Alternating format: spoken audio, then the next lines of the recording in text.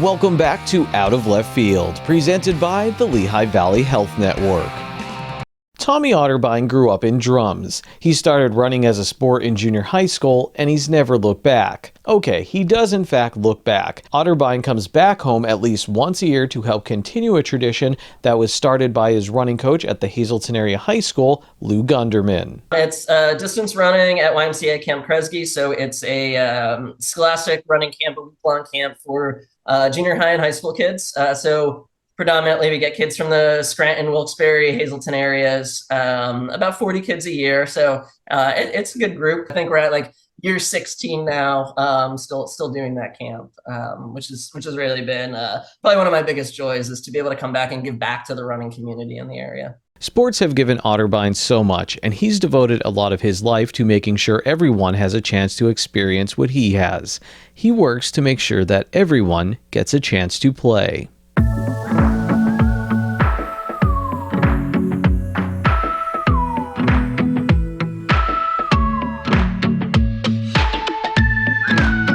Like many things in life, sports can be contradictory. At times, sports can unite and bring joy, while also making some feel isolated in certain circumstances. Tommy Otterbine remembers what it was like growing up as an LGBTQ athlete in high school. When I reflect back, I wasn't open about who I was, or was still figuring it out at times.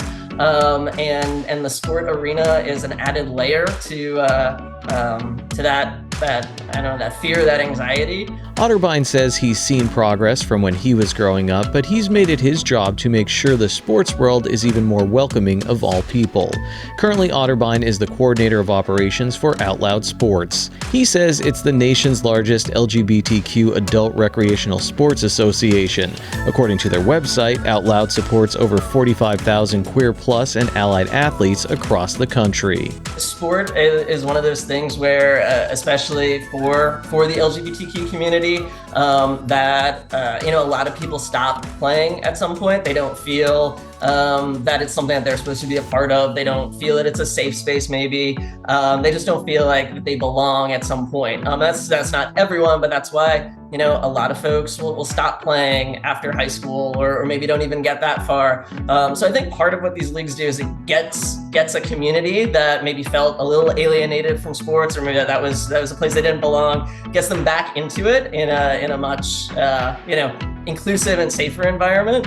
Or people who happen. We have a lot of people who were college athletes that are just still looking to keep playing and do something fun. After high school, Otterbine just wanted to keep playing sports. When there wasn't a club cross-country team at Penn State University, Otterbine helped start one, and that led to him helping with the formation of the National Intercollegiate Running Club Association. After his time as an undergrad at Penn State, Otterbine got a master's degree in sports administration and later a job at Virginia Commonwealth University, where he started working with adaptive and inclusive recreation.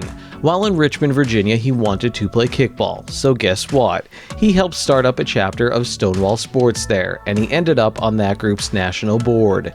That led him to Out Loud Sports, where he helps groups facilitate leagues in cities all over the country, so he gets to share his love of sports with as many people as he can. No matter how you identify or what your background is, or even from a financial standpoint, in both organizations that I've been involved with in this space, we have scholarships or ways to offset, the cost to join the league if that's a barrier. And really it's to try to just make sure that sport is inclusive, and that it isn't a barrier for anyone to participate. And you're absolutely right. The two big leagues that I've been with, Out Loud Sports and then previously Stonewall Sports, they're LGBTQ leagues, and really, their goal is to bring that community together. But we have a ton of allies in all these cities who come out and play, and that just enhances and I think breaks down those walls and those barriers. It just creates more of an inclusive community. Out Loud Sports features kickball, flag football, soccer, tennis, and more. The experience level varies from people who have never played a sport in their lives to those who played in college and can really launch a kickball. Otterbine plays on one of those really, really good kickball teams. We've gotten to travel and play in Vegas, in Orlando. We were out in Cleveland, Ohio this past summer. About 2 years ago at the big national championship tournament. We ended up second in the country, which was pretty cool. The Sin City Classic in Las Vegas is a huge national stage for adult rec sports. Otterbine won an award there in early 2023. The event brings together around 8,000 LGBTQ+ athletes every year to compete in over 20 sports. It also brings together two former Hazleton area high school teammates, Otterbine and Lucas Mariano.